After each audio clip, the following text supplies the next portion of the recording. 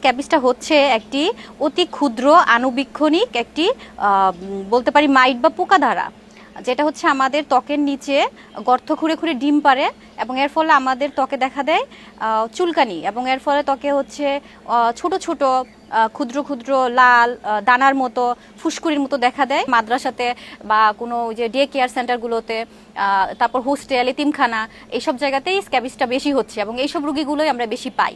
তো এই জন্য যেটা আমরা বলি যে একজনের হলে আসলে সবার একসাথে ট্রিটমেন্ট করতে হবে, যেটা আমরা বলে দেই, কিন্তু এটা আসলে একটা হ্যাসেল, এই কারণে রুগীরা হয়তো বা সবসময় মানে না। তো দেখা যায় যে একজন থেকে আরেকজনের জীবাণুটা থেকে যায়, তখন সেই জীবাণু থেকে আবার আরেকজনের হয় এবং এই চক্রটা আসলে চলতেই থাকে। ওষুধটা যেই ডিউরেশনে আমরা বলবো সেই কয়দিনই ওরা ইউজ করবে, এবং অ্যান্টিহিস্টামিন যেটা চুলকানির জন্য আমরা খেতে বলি সেটা একটু দীর্ঘদিন খেতে হয়, 1-1.5 মাস খাওয়া লাগতে পারে।